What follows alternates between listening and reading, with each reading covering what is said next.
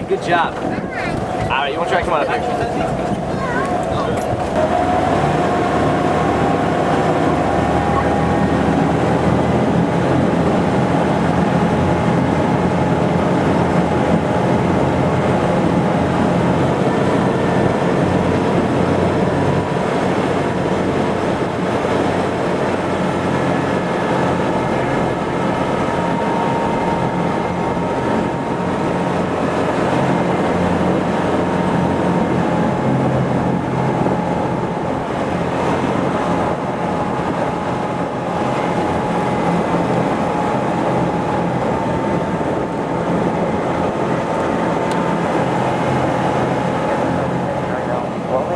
Splashdown was pretty lame.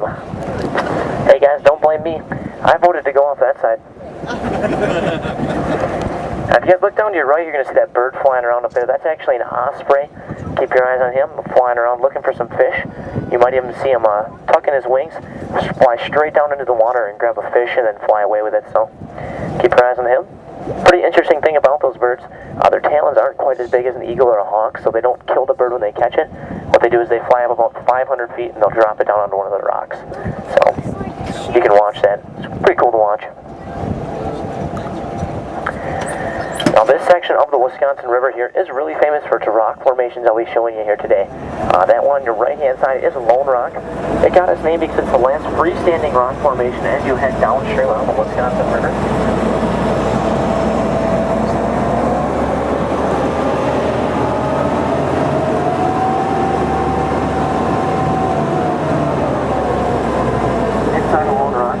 About the same size of this duck that you're sitting in right now.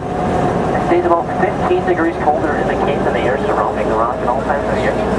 So it said that back in the day, Native Americans could use that in there as a natural refrigerator to help keep their food cold.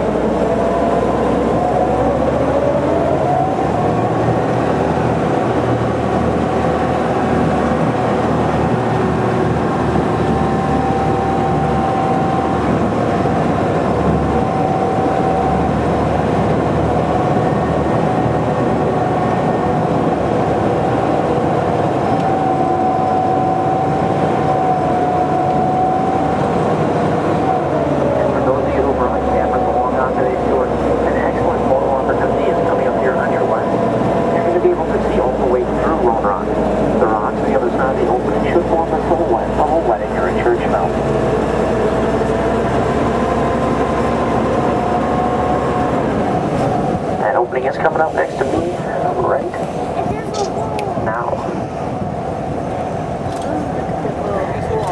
Now all the Native Americans that use that in there as a natural refrigerator carve their names to the side of the rock to always be remembered. If you look really careful up there, you can see some classic Native American names such as Greg, Corey, and Mitchell. Yeah, not Native American names, guys.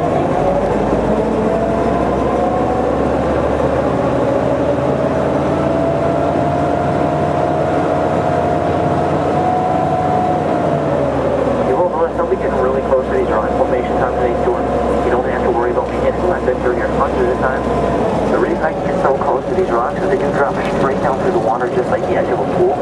At some point it actually cuts back in underneath. For that reason, it is really deep through here. As a matter of fact, on the left-hand side of the duck right now, this water is over 35 feet.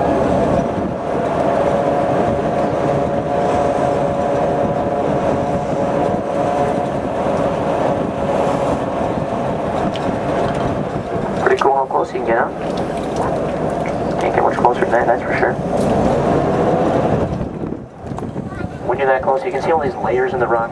Each one of those layers represents about 5,000 years of growth from the Cambrian sea pushing the sand down into the sandstone that you see there in front of you. The rock is dated as far back as 500 million years old. All this according to a local geologist, Todd Karsten.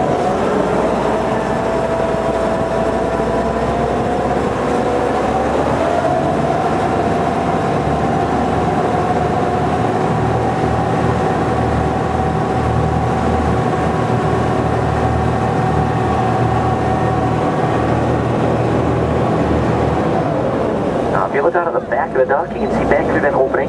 From this side, it forms a silhouette of an upside down heart.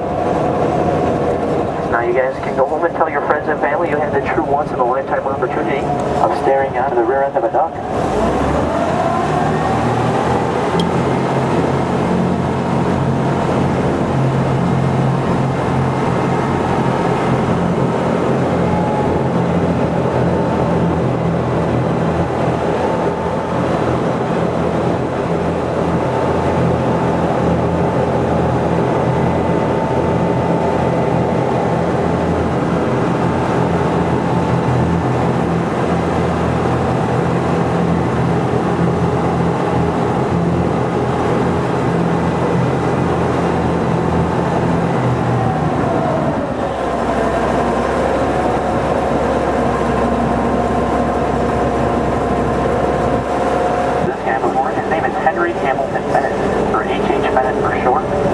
Photographer that spent half of his life here in the Wisconsin Dells.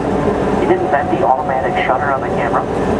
He did that right here in the Wisconsin Dells. You can check out his museum downtown if you're interested about that.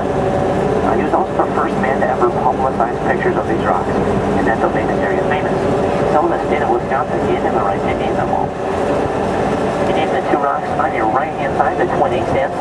The black top of the rock is supposed to represent and the tree sticking out of the top of the quills that you were right with. Interesting thing about those rocks, the one on the left points north and south, and the one on the right east and west, forming almost a perfect natural compass. It's only off by about 2 degrees. It's even said that back in the day, Native Americans could use that to find their way home if they were lost. Now, when I first heard that, I kind of asked myself, if the natives were lost, how are they supposed to find their way to the rock? Doesn't make much sense, right? I asked my friend that question. He said, Logan, it's easy. All they had to do to find the rock was follow those power lines up there.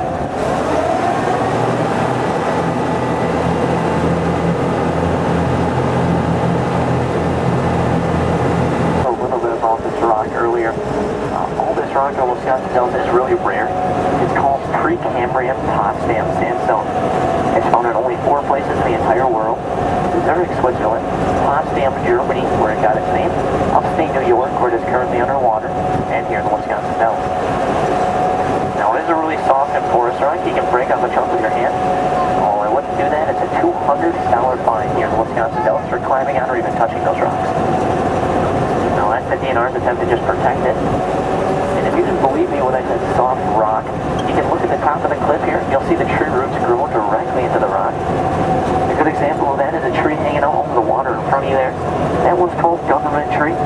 You can tell it's a government tree by all of its crooked branches.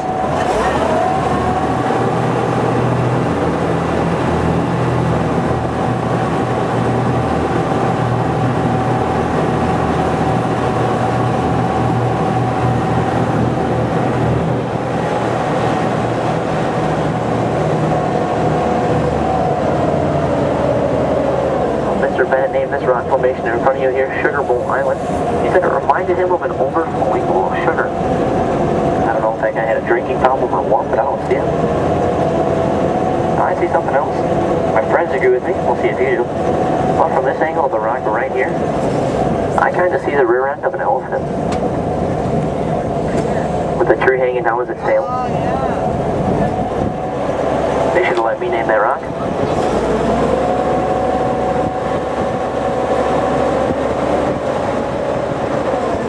Formation on your left-hand side is called Grotto Island, named after the grottos or caves that flow through it.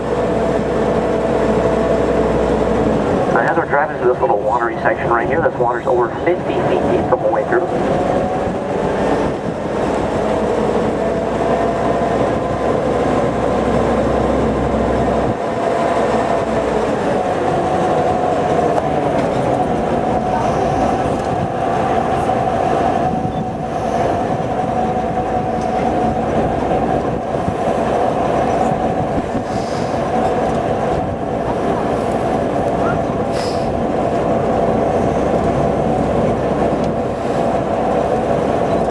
Overhanging your right-hand side, you're going to see a couple of nests. They kind of look like beehives. They're actually bird's nests, and they're built from the sand on your left. The nests belong to little birds called Venezuelan cliff and bank swallows. They fly all the way here from Venezuela at the beginning of every summer, just to have their offspring up in the cracks of those rocks. You got a couple of them flying around high in the sky here above you. Pretty interesting. interesting thing about those birds, they come back to the same nest every summer. So if you see a bird up in one of those, he'll be back here after his long trip to Venezuela and back. And those adult birds do eat about 2 to 3 times their own body weight in mosquitoes and insects every single day. So we love those things around here.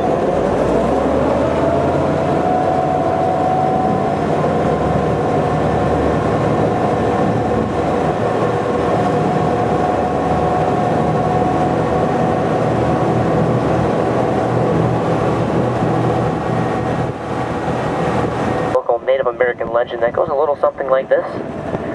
On a dark and stormy night, if you follow those stairs, they will take you all the way to the top of that hill. You guys are going to have to give me a break on my jokes. I'm from Wisconsin, so they tend to be a little bit cheesy.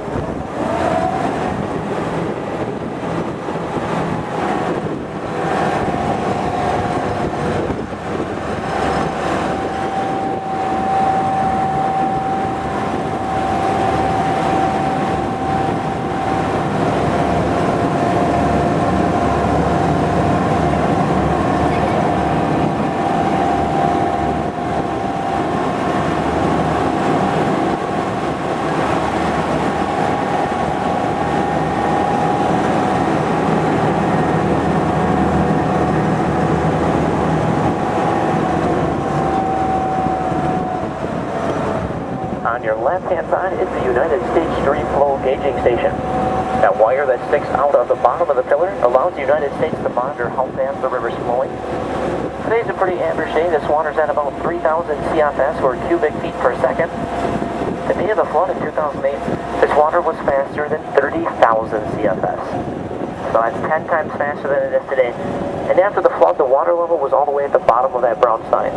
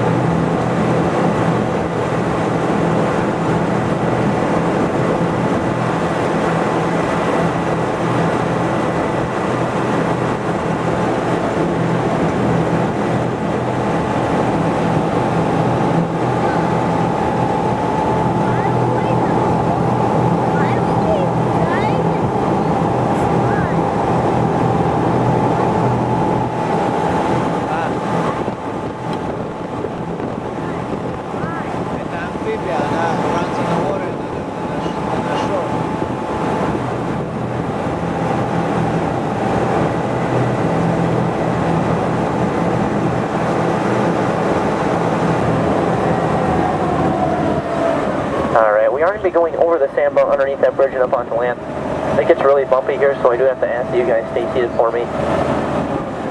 Now, if we do get stuck here, it's not a big deal. We'll just radio into our tow truck, Kilroy, and he'll come pull us right out. We do have 2 or 3 ducks a day get stuck here just because the water's at that wrong height where the duck kind of floats, so it's hard for it to get traction. Although I don't know, you guys don't have too much to worry about here. I'm one of the only duck drivers in our company who have never been stuck here. Now, I'm not going to lie to you. I have been stuck in my duck before, but it was coming into the river, so we're past my hard part. We're good.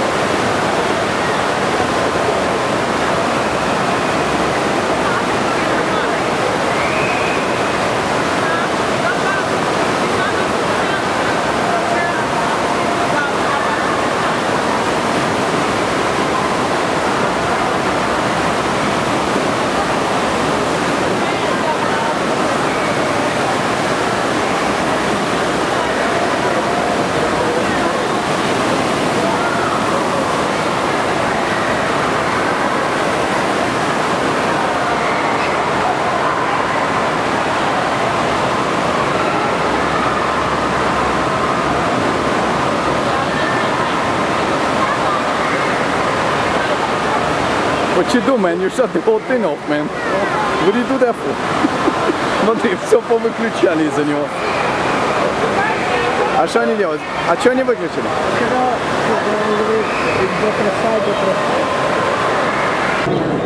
Сейчас я тебе picture. Стой там.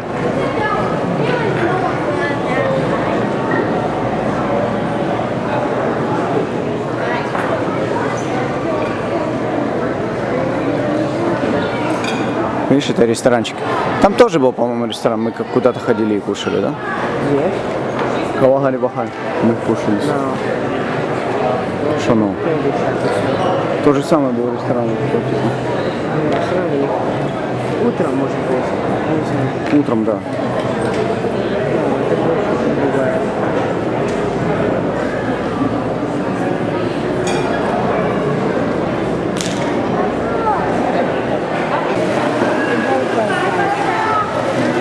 Aren't they fighting over a game?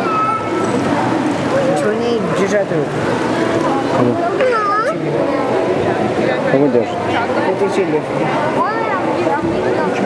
See their baby. Take a picture. Oh, no, I can't actually. Go see много